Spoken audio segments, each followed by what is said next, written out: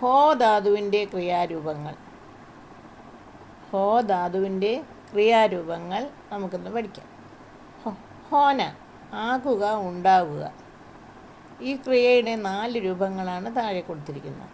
ഹേ, Haim, ഹൂം, ഹോ. ഇവയുടെ അർത്ഥം ആകുന്നു ഓർ ഉണ്ട്. ആകുന്നു, ഉണ്ട്. ഏകവചനത്തോടൊപ്പം ഹേ എന്നും ബഹുവചനത്തോടൊപ്പം ഹൈം എന്നും മീ കർത്താവാവുമ്പോൾ ഹും എന്നും തും കർത്താവാവുമ്പോൾ ഹോ എന്നും പ്രയോഗിക്കുന്നു. അപ്പോൾ ഹേ വന്നാൽ പുല്ലിംഗ ഏകവചനമായിരിക്കും. ഹൈം വന്നാൽ പുല്ലിംഗ ബഹുവചനം. മീം കർത്താവാകുമ്പോൾ ഹും എന്ന്, തും കർത്താവുമ്പോൾ ഹോ എന്നും. അപ്പോൾ ഹേ വരുമ്പോൾ കർത്താവ് വഹ ആണെങ്കിൽ പുല്ലിംഗ ഏകവചനമായിരിക്കും. അപ്പോൾ വഹ് എന്നത് പുല്ലിംഗത്തിലും സ്ത്രീലിംഗത്തിലും ഉപയോഗിക്കാം. വേ എന്നതും പുല്ലിംഗത്തിലും സ്ത്രീലിംഗത്തിലും ഉപയോഗിക്കാം. മെയ് വരുമ്പോൾ ഹുമ്മിൽ അവസാനിക്കും. മെയും പുല്ലിംഗത്തിലും സ്ത്രീലിംഗത്തിലും ഉപയോഗിക്കാം. തും വരുമ്പോൾ ഹോയിൽ അവസാനം. തും വന്നാൽ പുല്ലിംഗത്തിലും സ്ത്രീലിംഗത്തിലും ഉപയോഗിക്കാവുന്നതാണ്.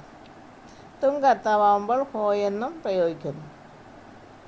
എക്സാമ്പിൾ നോക്കാം. വഹ് ലഡ്കാ ഹേ. അപ്പോൾ വഹ് പുല്ലിംഗ ഏകവചനം, അതുകൊണ്ട് ഹേ വന്നു. വഹ് ലഡ്കാ ഹേ.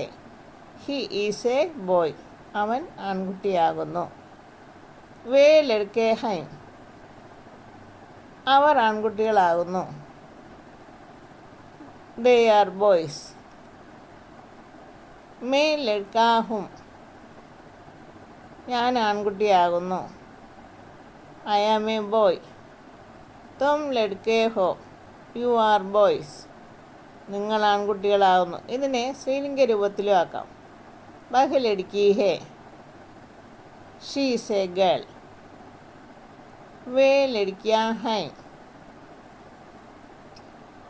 ദേ ആർ ഗേൾസ്. മേ ലഡ്കി ഹൂം.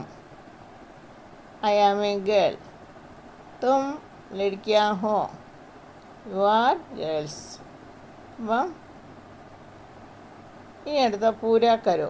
Complete the sentence below. Ram ലഡ്കാ ഡാഷ്. ഇത് കംപ്ലീറ്റ് ചെയ്യണം. രാം ലഡ്കാ ഹേ എന്ന് വന്നു. രാം പുല്ലിംഗ ഏകവചനമാണ്. Ram is a boy. ഹം ലഡ്കേ ഡാഷ്. ഹം ലഡ്കേ ഹൈ. We are boys. അപ്പോൾ രാം ലഡ്കാ ഹേ, രാമൻ ആൺകുട്ടിയാവുന്നു. ഹം ലഡ്കേ ഹേ, ഞങ്ങൾ ആൺകുട്ടികളാവുന്നു. മേം അധ്യാപക് ഡാഷ്. മേ അധ്യാപക് ഹും. I am a teacher.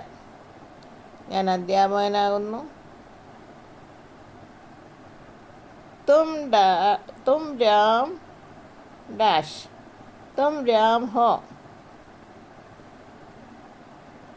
U are Ram. നിങ്ങൾ രാമനാകുന്നു. U are Ram.